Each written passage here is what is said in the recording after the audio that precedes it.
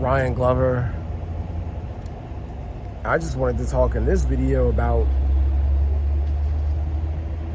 it's a beautiful day, and I'm thankful for every day that God gives me.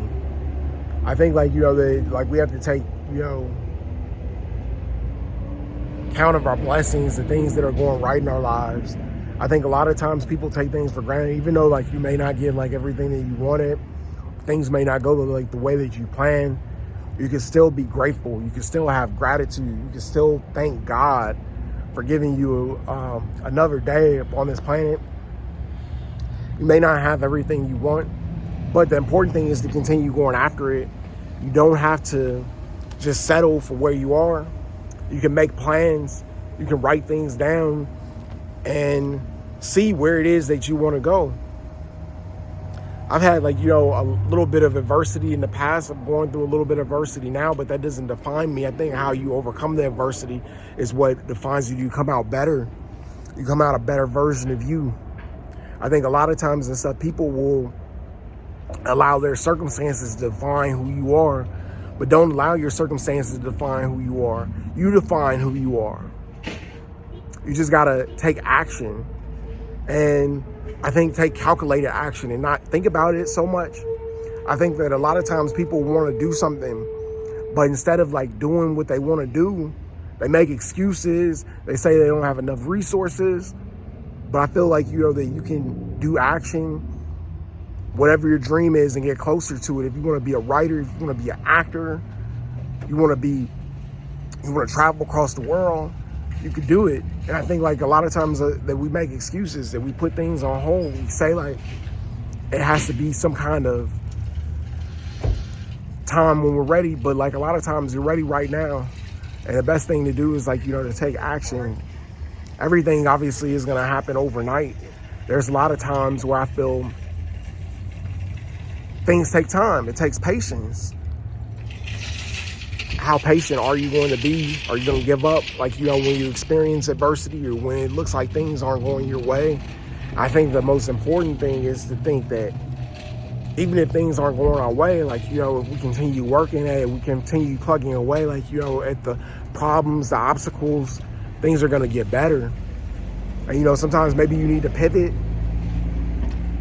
Maybe, sometimes you need to just take a break or rest, but it's you can achieve your goals.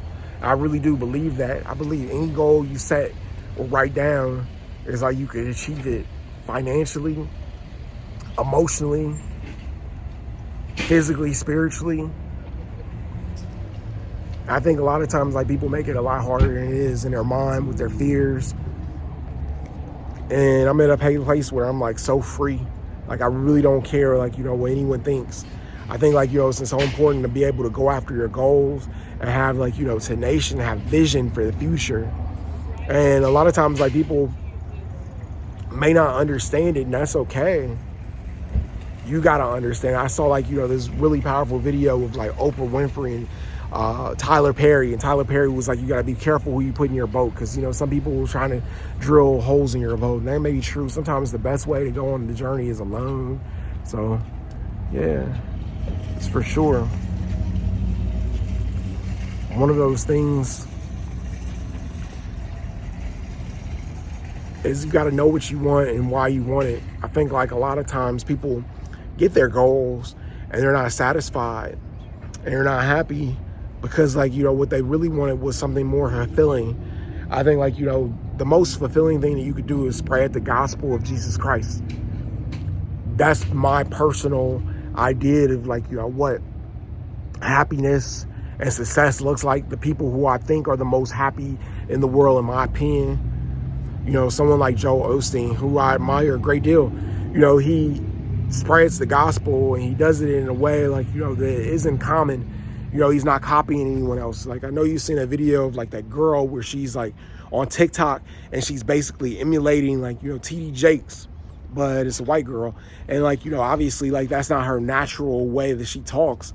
Joel Osteen didn't do that. He just came out and he basically told stories and, as himself. I think there's a lot of people who embrace inauthenticity. And I think it's important just to be real, who you are.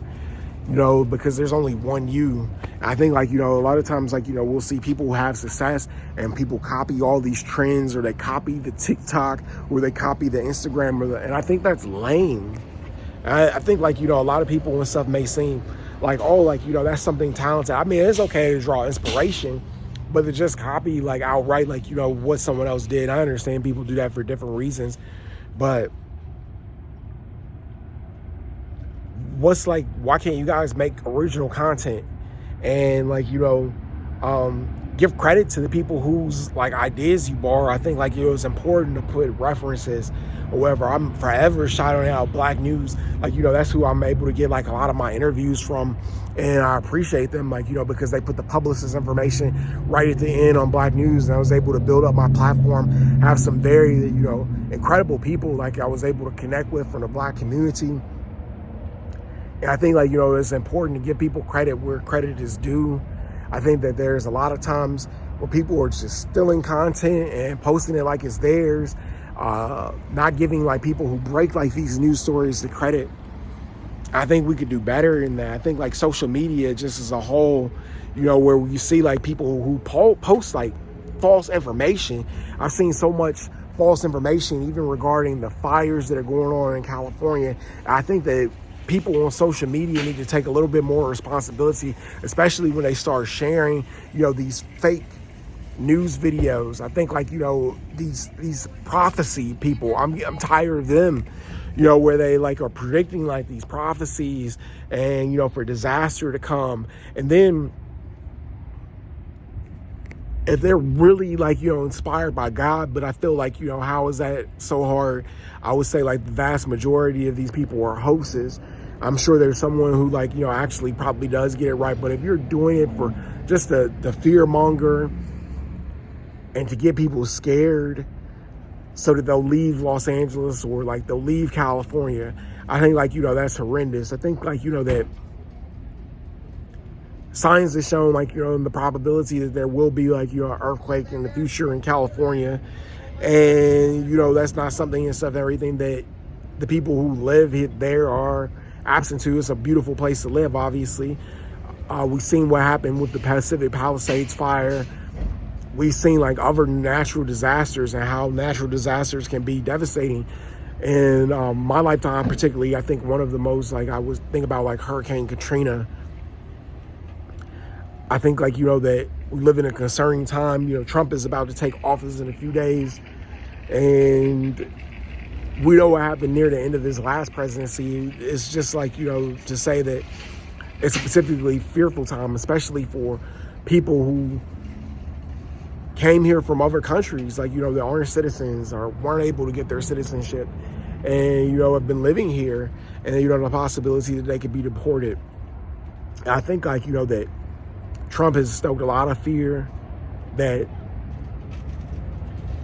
police officers don't necessarily have to treat people of color fairly. That, you know, you could just be gunned down or murdered by a police officer and no one's going to question it. Nothing's going to happen to that police officer. And I think, like, you know, that's the kind of country, like, you know, that America is. And I think that you see, like, these companies or corporations getting rid of their DEI initiatives. Starbucks, they recently got rid of, like, you know, their rule where you could sit in Starbucks, you didn't have to buy anything. And I think, like, you know, rules like that obviously, like, you know, benefited people of color. There's also companies that are, like, not going to make efforts to include Black executives, DEI hires. You know, it's used as a stigma, but I think it's important, like, you know, that we don't let white supremacy rule out that people are given the opportunity to get jobs, especially people of color. And I think, like, you know, that as a Black man, I can say in America, like, it's really hard, you know, finding, like, you know, gainful employment. And I think, you know, the reason that is that way is it's not by design. It's by design. It absolutely is. I think, like, you know, that there's people who want to keep people of color down, and, like, you know, people got to recognize that. But here's my video. Subscribe to my YouTube channel. Like, comment, and at Ryan Glover 5129. Love you.